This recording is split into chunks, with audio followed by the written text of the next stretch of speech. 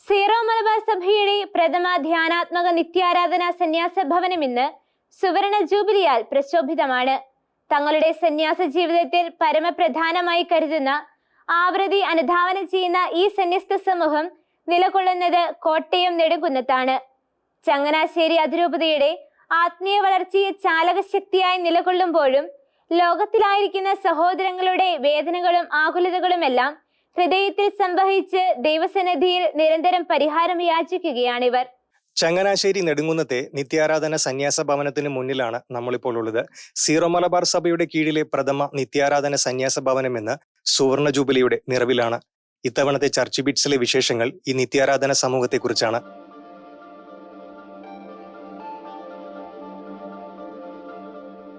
നസ്രത്തിലെ ചെറുഭവനത്തിൽ പരിശുദ്ധ കന്യാമറിയം എളിമയിലും ദാരിദ്ര്യത്തിലും ധ്യാനനിരതയും കർമ്മനിരതയുമായി ജീവിച്ചതുപോലെയാണ് ധ്യാനാത്മക നിത്യാരാധന സന്യാസ ഭവനത്തിലെ ഓരോ നിർധന ക്ലാര സഹോദരിമാരുടെയും ജീവിതം. ലോകത്തിന്റെ സുഖലോലുപതയിൽ നിന്നും വിട്ടകന്ന് നിരന്തരം ദിവ്യകാരുണ്യ ഈശോയ്ക്ക് മുന്നിൽ പ്രാർത്ഥനാനിരതമാണ്. ദിവ്യകാരുണ്യനാഥനെ പൂർണ്ണഹൃദയത്തോടെ ആരാധിക്കുന്നതിൽ ബാഹ്യസമ്പർക്കവും സ്വന്തം ബന്ധങ്ങളും പ്രതിബന്ധം സൃഷ്ടിക്കാതിരിക്കാനാണ് 4 ചുവരുകൾക്കുള്ളിലെ ഈ എളിയ ജീവിതം. അതിനാൽ തന്നെ കടുത്ത നിഷ്ഠയിൽ എല്ലാം പരിത്യജിച്ചുള്ള ഈ സന്യാസ ജീവിതം ആവൃത്തി എന്നാണ് വിളിക്കപ്പെടുന്നത്. 1854 ഫാദർ ബൊനവെഞ്ചർ ഹ്യൂർലോട്ട് കപ്പിച്ചനും മദർ മേരി ഓഫ് സെന്റ് ക്ലെയറും ചേർന്ന് സ്ഥാപിച്ചതാണ് ഈ സമർപ്പിത സമൂഹം. ഒപ്പം തന്നെ പരിശുദ്ധ കന്യാമറിയത്തിന്റെ അമലോദ്ഭവം വിശ്വാസ സത്യമായി പ്രഖ്യാപിക്കപ്പെട്ട പുണ്യദിനത്തിൽ ഈ സന്യാസ സമൂഹം സ്ഥാപിക്കപ്പെട്ടതിനാൽ സമൂഹാംഗങ്ങളുടെ പേരിനു മുന്നേ മേരി എന്ന് ചേർക്കപ്പെട്ടിരിക്കുന്നു. മിണ്ടാമഠങ്ങളെന്ന് പൊതുവെ വിളിക്കപ്പെടുന്ന ഈ സന്യാസ ഭവനങ്ങളെ 3 വിധങ്ങളിൽ വേർതിരിച്ചിരിക്കുന്നതിനെക്കുറിച്ചും പ്രായോഗിക വ്യവസ്ഥകളെക്കുറിച്ചും mother superior sister Mary Tansy ഷെക്യാനാനൂസിനോട് പങ്കുവച്ചു. നമ്മുടേത് സീറോ മലബാർ സഭയിലെ പ്രഥമ നിത്യാരാധന സമൂഹമാണ്. ധ്യാനാത്മക സമൂഹമാണ്. പൊതുവെ ഉദ്ദേശിക്കുന്നത് മിണ്ടാമഠങ്ങൾ എന്നാണ് നമ്മൾ പൊതുവെ അറിയപ്പെടുന്നത്. മറ്റു നിത്യാരാധന മഠങ്ങൾ തമ്മിലുള്ള വ്യത്യാസം എന്താണെന്ന് ചോദിച്ചാൽ അവർക്ക് ആവൃത്തിയില്ല. നമ്മളെ സംബന്ധിച്ചിടത്തോളം നമ്മൾ പേപ്പൽ ക്ലോയിസ്റ്റർ പാലിക്കുന്നവരാണ്. അതായത് മാർപ്പാപ്പ നിശ്ചയിക്കുന്ന ആവൃത്തി നിയമങ്ങൾ അനുസരിച്ച് ജീവിക്കുന്ന ഒരു സഭാ സമൂഹമാണ് നമ്മൾ. അതുപോലെ ക്ലോയിസ്റ്ററുകളും വ്യത്യസ്തമായിട്ട് പലതരത്തിലുള്ളതുണ്ട്. ഇപ്പം കോമൺ ക്ലോയിസ്റ്റർ എന്ന് പറയുമ്പോൾ അതെല്ലാ കോൺഗ്രിഗേഷൻസിനും അച്ഛന്മാർക്കും ഒക്കെ അവരുടെ സെമിനാരികൾക്കൊക്കെ ബാധകമാണ്. ഒരു ക്ലോയിസ്റ്റർ എന്ന് എഴുതുമ്പോഴത്തേക്കും അവിടെ മറ്റുള്ളവർക്ക് പ്രവേശനമില്ല, സമൂഹാംഗങ്ങൾക്ക് മാത്രം പ്രവേശനം ഒരു പ്രദേശം, ഒരു ഏരിയ എന്നുള്ളതാണ്. ഞങ്ങളെ സംബന്ധിച്ചിടത്തോളം പേപ്പൽ ക്ലോയിസ്റ്റർ എന്ന് പറയുമ്പോൾ അവിടെ മറ്റാർക്കും തന്നെ പ്രവേശനമില്ലാത്ത ഒരു സ്ഥലമാണ്. ഞങ്ങൾ പോലും അത്യാവശ്യ കാര്യങ്ങൾക്ക് ഞങ്ങൾ പുറത്തേക്കും പോകാറുള്ളൂ. ആവൃത്തി എന്ന് ഉദ്ദേശിക്കുന്നത് അതുകൊണ്ട് അത് തന്നെയാണ്. അടച്ചു കെട്ടിയ ഒരു സ്ഥലത്ത് ഞങ്ങൾ ജീവിക്കും എന്നുള്ളതാണ്. പിന്നെ മൊണാസ്റ്റിക് ക്ലോയിസ്റ്റർ എന്നും കോൺസ്റ്റിറ്റ്യൂഷണൽ ക്ലോയിസ്റ്റർ എന്നും അറിയപ്പെടുന്ന മറ്റു 2 ക്ലോയിസ്റ്റേഴ്സും കൂടിയുണ്ട്. അപ്പൊ ഈ കോൺസ്റ്റിറ്റ്യൂഷണൽ ക്ലോയിസ്റ്റർ അവരുടെ ഭരണഘടനയ്ക്ക് അനുസരിച്ചുള്ള നിയമങ്ങളാണ് അവര് ആവൃത്തിക്ക് നിശ്ചയിക്കുന്നത്. പിന്നെ അതുപോലെ അവരെന്തെങ്കിലും പ്രേക്ഷിത പ്രവർത്തനങ്ങളിൽ അവർ ഉൾപ്പെടുന്നുണ്ട്. മൊണാസ്റ്റിക് ക്ലോയിസ്റ്റർ ഇതുപോലെ തന്നെ അവരുടേതായ നിയമങ്ങൾ അനുസരിച്ചുള്ള ഒരു ആവൃത്തിയാണ്. അതുപോലെ അവരും എന്തെങ്കിലും പ്രേക്ഷിത പ്രവർത്തനങ്ങളിൽ ഉൾപ്പെടുന്നുണ്ട്. ഞങ്ങളെ സംബന്ധിച്ചിടത്തോളം ഒരു പ്രേക്ഷിത പ്രവർത്തനവുമില്ല. ഞങ്ങൾ സമ്പൂർണമായും ധ്യാനാത്മക ജീവിതം നയിക്കുന്നവരാണ്. ഞങ്ങളുടെ പ്രേക്ഷിത പ്രവർത്തനം എന്താണെന്ന് ചോദിച്ചാൽ അത് ഇപ്പൊ ഞങ്ങളെ സംബന്ധിച്ചിടത്തോളം അത് ദിവ്യകാരുണ്യ ആരാധനയാണ്, നിത്യാരാധനയാണ്. അപ്പോൾ അതാണ് ഞങ്ങളെ ഏൽപ്പിച്ചിരിക്കുന്ന ദൗത്യം. ദൈവത്തിന് വേണ്ടി മാത്രം ജീവിച്ചുകൊണ്ട് അവിടുത്തെ മഹത്വപ്പെടുത്തി ലോകം മുഴുവനും വേണ്ടി മാധ്യസ്ഥം വഹിച്ച് ദൈവത്തിന് നന്ദി അർപ്പിച്ചുള്ള ഒരു ജീവിതം. അത് ഞങ്ങളുടെ സിദ്ധിയും കൂടിയാണ്. പരിഹാരാർത്ഥ നന്ദി അർപ്പണമാണ് ഞങ്ങളുടെ സഭയുടെ സിദ്ധി. 24 മണിക്കൂർ ഈശോ എഴുന്നള്ളിച്ച് വെച്ച് ആരാധിക്കുന്ന ഒരു സമൂഹമാണ് ഞങ്ങളുടേത്. കേരളത്തിൽ ആദ്യമായി ധ്യാനാത്മക നിത്യാരാധന സന്യാസ സമൂഹം സുപ്രതിഷ്ഠ കൈവരിക്കുന്നത് കൊല്ലം ജില്ലയിലായിരുന്നു. 1946 മെയ് 31. ശേഷം ഇതറിഞ്ഞ ഊട്ടി ബിഷപ്പായിരുന്ന അഭിവന്യമാർ ആന്റണി പടിയറ പിതാവ് തന്റെ രൂപതയിലേക്ക് ഈ സന്യാസ സമൂഹത്തെ ക്ഷണിക്കുകയും 1958 കോട്ടഗിരിയിൽ ആശ്രമം സ്ഥാപിക്കുകയുമായിരുന്നു. തുടർന്ന് 1970 ചങ്ങനാശ്ശേരി അതിരൂപതാധ്യക്ഷനായി പടിയറ പിതാവ് അവരോധിക്കപ്പെട്ടതോടെ അതിരൂപതയ്ക്കു വേണ്ടി ദിവ്യകാരുണ്യ സന്നിധിയിൽ മധ്യസ്ഥം പ്രാർത്ഥിക്കുന്നതിനായി വീണ്ടും ക്ഷണിക്കപ്പെട്ടു. അങ്ങനെ കോട്ടയം നെടുങ്കുന്നത്തിന് സമീപമുള്ള ചേലക്കൊമ്പ് ദേശത്ത് 1973 ഒക്ടോബർ 15 പടിയറ പിതാവിന്റെ തൃക്കരങ്ങളാൽ പുതിയ അധ്യായവും കുറിക്കപ്പെട്ടു. 1973 മുതൽ ഇവിടെ എക്സ്റ്റേണൽ വിഭാഗത്തിൽ സേവനം ചെയ്തുവന്ന സിസ്റ്റർ മേരി ഡൊമിനിക്ക നാളിതുവരെയുള്ള ദൈവപരിപാലനയെ കൃതജ്ഞതയോടെ സ്മരിച്ചു. എൻ്റെ ഈശോയെ, ഈ ഭവനം, അങ്ങയുടെ ഈ ഭവനം തുടങ്ങിയപ്പോൾ അതിന് തുടക്കത്തിൽ എന്നെ ഇവിടെ കൊണ്ടുവന്ന അങ്ങേ അനന്തമായ കാരുണ്യത്തിന് അങ്ങേക്ക് ഞാൻ നന്ദി പറയുന്നു.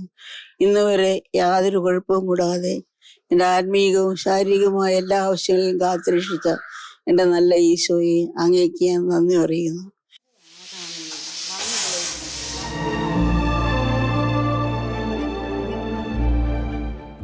നെറ്റിയിലെ വിയർപ്പു കലർന്ന അപ്പം ഭക്ഷിക്കുന്ന ക്ലാര സഹോദരിമാർ ഓസ്തി നിർമ്മാണത്തിലും വ്യാപൃതരാണ്.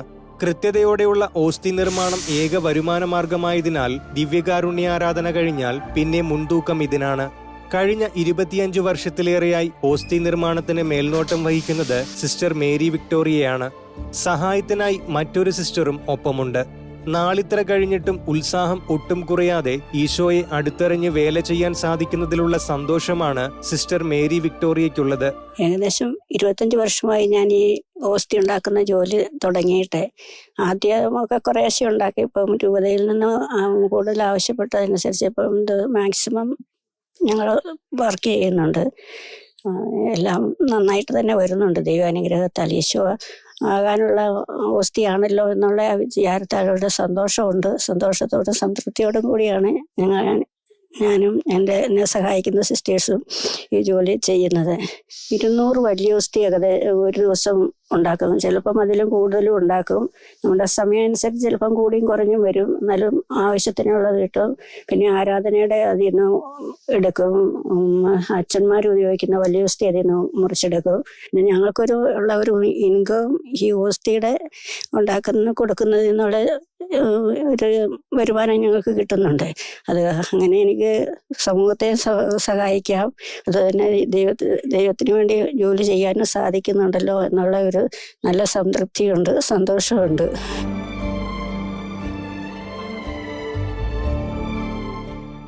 സുവർണ ജൂബിലി വർഷത്തിൽ കൂടുതൽ തീക്ഷ്ണതയോടെ മുന്നേറുവാനും കഴിഞ്ഞ നാളത്രയും ദൈവം നൽകിയ അനുഗ്രഹങ്ങൾക്ക് നന്ദി പറയുവാനുമായി സന്യാസ സമൂഹാംഗങ്ങളും അവരുടെ കുടുംബാംഗങ്ങളും ഒത്തുകൂടിയതുമെല്ലാം അവിസ്മരണീയമായി തീർന്നു.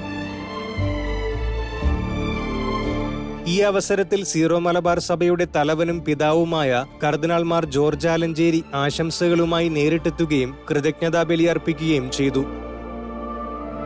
അനുഗ്രഹവർഷം ചൊരിഞ്ഞ് രജത ജൂബിലി വേളയിൽ ജോൺ പോൾ രണ്ടാമൻ പാപ്പായുടെയും സുവർണ ജൂബിലി വേളയിൽ ഫ്രാൻസിസ് പാപ്പായുടെയും അനുമോദന സന്ദേശം തേടിയെത്തി. സന്തോഷങ്ങൾക്കിടയിലും നിലനിൽക്കുന്ന ചില ദുഃഖങ്ങളുണ്ട് ക്ലാര സഹോദരിമാർക്കിടയിൽ. പ്രാർത്ഥനയും പഠനവും പങ്കുവയ്ക്കലും നോമ്പും ഉപവാസവുമെല്ലാമായി സന്യാസത്തെ അതിന്റെ പരിപൂർണതയിൽ ഉൾക്കൊണ്ട് ജീവിക്കുന്ന ഇവർക്കിടയിലേക്ക് പുതിയ അംഗങ്ങളുടെ കടന്നുവരവ് ഗണ്യമായി കുറയുന്നതാണ് വിഷയം. അതിൽ പ്രതികരിക്കുകയാണ് mother superior sister Mary Tansy. ഈശോയ്ക്ക് വേണ്ടി മാത്രം ജീവിക്കാനായി ഇറങ്ങിപ്പുറപ്പെട്ട ധാരാളം സന്യാസികൾ ഇന്നുള്ളതുപോലെ തന്നെ ഇന്നും അനേകം യുവതികള് ഈശോയ്ക്ക് വേണ്ടി മാത്രമായിട്ട് ജീവിക്കാൻ ആഗ്രഹിക്കുന്നുണ്ട്. ധ്യാനാത്മക ജീവിതത്തിലേക്ക് പ്രവേശിക്കാൻ ആഗ്രഹിക്കുന്നവരുണ്ട്.